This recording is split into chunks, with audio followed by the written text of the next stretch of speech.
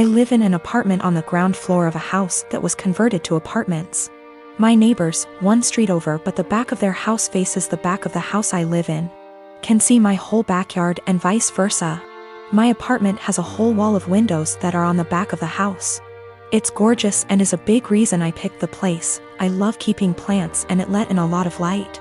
Looking out, there is the neighbor's backyard which is large and comes up close to my place. The property line is maybe 10 or 15 feet from my windows. Once it has gotten to be warm out, I've noticed the husband of the family who owns that house looking into my apartment a lot. Even sometimes I'll look up and see him, look away then look back minutes later and he's still looking. So I started shutting the shades during the day, but that was kind of annoying. My place is a dark cramped shoebox without the windows open. And I can't do that for too long because the plants were struggling without light, so I bought these window coverings that make windows into one-way mirrors. During the day when it is light out, my windows look just like mirrors now. From the inside it looks pretty much the same, the windows look tinted slightly darker but that's it. From the outside you can't see in at all, it looks exactly like mirrors. The section of windows it's applied to is about 8 feet high and 20 feet wide. After a week of the window coverings being up, both of the parents from the neighbor's house came to my door and wanted to talk to me. The wife was complaining about the windows for a lot of reasons. 1, they were ugly too. It was uncomfortable, especially for the teens and their friends, to have a huge mirror adjacent to the swimming pool. It's at a time that they feel insecure about looks and they have lost interest in hanging out by the pool. 3. In the afternoon and evening, it was reflecting a lot of extra sunlight into their backyard.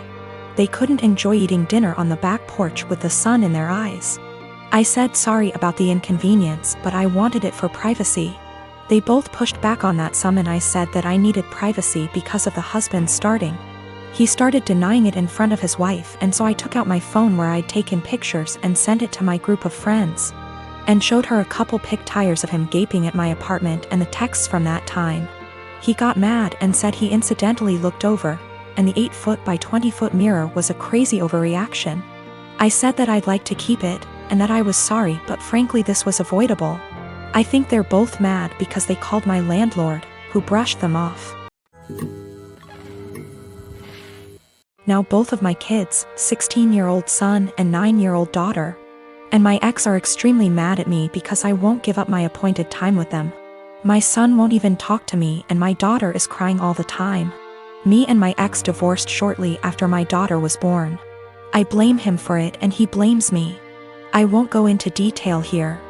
We ended up with a 50/50 custody agreement, switching every other week. While this was 8 years ago, we're still not on good terms. We rarely ever talk to each other outside of the kids, and I'm perfectly fine with that. One thing we have agreed on since the beginning though is that we don't plan things on days that aren't ours. And unless it's extremely important, we don't switch days or weeks. In the 8 years since we've been divorced, I have never asked him to have the kids on a day that isn't mine, and I've never given him one of my days even if he begged. Well, last week my ex contacted me and told me the good news. His parents are hosting a week-long family reunion in the summer at Disneyland and he wants to take the kids. Well, the problem is that it's on one of my weeks. He asked me to let the kids stay with him that week or to switch a week with me, and I shot him down. It's my week with them and I get to spend it with them. I told him if it's so important to him to reschedule, but he claims his parents can't do that and this is the only week that the whole family can go, and he told me that I need to think of them. I told him tough luck and hung up on him.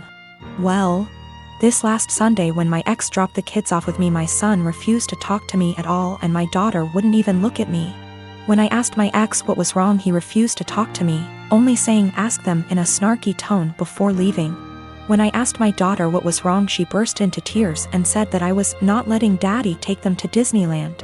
Asking my son, who still refuses to talk to me. It turns out that my ex told them I was not letting them go to Disneyland with him. He's trying to paint me as the bad guy. I sat both of them down last night to talk to them and explain it's my week with them, but they refused to listen to me. My daughter just cried and my son told me I'm only doing this to get back at my ex. I think it's unfair for him to do this when his parents scheduled it during my time with them. I demanded an apology from my ex and him to set things straight, but he refuses, and his last text to me being, Can't tell them the truth cause they already know it. I'm so pissed right now. My wife and I have a 2-year-old son and have been married for 4 years. Our anniversary was a month ago and we found a nice, secluded cabin on Airbnb and rented it out for a long weekend getaway. My wife asked her parents if they would be willing to watch our son and they agreed as long as we dropped him off at their house. That worked for us since it was on our way anyway. I was raised Lutheran and my wife was raised Catholic, but neither of us currently go to church and have not had our son baptized. My mother-in-law knows this and hates it. She thinks our son needs to be baptized or he will burn in hell. She's that kind of Catholic. So we go on our trip and when we pick up our son and ask how the weekend went, mother-in-law says everything went fine and that she has saved my son's soul from the devil. I ask her what she meant and she says she had our son baptized that morning at her church. I tried my best to keep my cool so I didn't scream at mother-in-law in front of my son, but I pretty much grabbed my son and left. On the car ride home I was fuming and told my wife as calmly as I could that this would be the last time her parents have our son unsupervised. She tried to downplay what her mom had done, but I told her we need to wait until we get home to talk about it because I'm not fighting in front of my kid. When we got home and had a chance to talk about it, things got heated. I told my wife I no longer trust her parents with our son and that if they did something like this behind our backs I can't trust them to respect our wishes as parents in the future. I said this was a huge breach of trust and I will forever look at her mom differently. She continued to try to defend her mom saying that she was only doing what she thought was best for her grandson. She even downplayed it by saying that it's just a little water and a few words and we don't go to church anyway, so what does it matter? I told her that under no circumstances will I allow her parents to watch our son by themselves again. I said that we can still let them see their grandson, but only if we are present. I also said that if she doesn't see what the big deal is with this situation, that maybe we aren't on the same page as parents and maybe we need to see a counselor. She started crying and said that this isn't the kind of decision I get to make on my own, and I'm an asshole for trying to tell her what kind of relationship her parents can have with our son. I told her that I no longer have any trust or respect for her parents and that I don't know if there's anything they can do to repair that. I told her what her parents did was unforgivable in my eyes and they put themselves in this position to lose privileges with our son. She's been trying to convince me to change my mind for the last month, but I'm not budging. To me this is a hill I'm willing to die on. When my sister, Annie, was 18 and I was 21, she got pregnant and had a daughter, Sophie.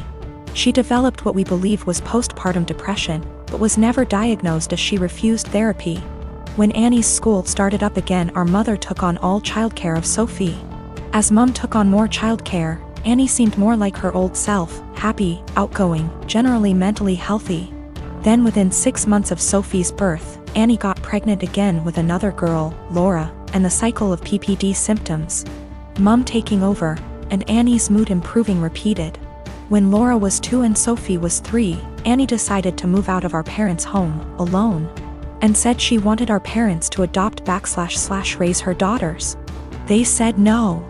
Annie said she couldn't take care of the girls as she had her own life and being a parent made her miserable. My husband and I already had 4 kids of our own, we'd bonded with the girls, and we had the resources for 2 more. So we offered to take them in, and Annie let us legally adopt them before moving about 8 hours away. It's been about 5 years, and the kids are doing well. It was a rough start, but we're now a stable, loving, healthy family unit. Sophie and Laura are 7 and 8, and Annie has recently lost her job and had to move back in with our parents. Annie has now asked for custody of Sophie and Laura. I'm writing custody like that because it wouldn't be custody in the legal sense. As she willingly surrendered all legal rights to the girls and can't get them back, we checked with a lawyer. However, Annie wants the girls to live with her. Initially she said she wanted them full-time and to legally adopt them back from us, which we obviously refused. Then she offered a compromise of alternate weeks, so 50//50 custody. Again, we refused. Given her insistence, we don't even want her around Sophie and Laura. So we've not been going by my parents' house as we typically do. It's been a month of constant badgering, insisting we let Annie bond with her daughters. and allow her to at the very least take them for overnight visits, saying that Annie had PPD 5 years ago. And now she's ready to be a parent. I've responded that we are not babysitters, we are Sophie and Laura's parents. They're in a good place and this will be detrimental to all 6 kids. And Annie doesn't get to step in now when she never stepped up in the first place. The response from my parents and Annie is that I'm being unsympathetic to her PPD and I should let her at least have a chance, rather than deem her unfit without giving her a chance to prove herself, plus given that we already have 4 kids other than them. Sophie and Laura could probably do with a smaller household, and saying we're being unreasonable for not allowing Annie to bond with her kids.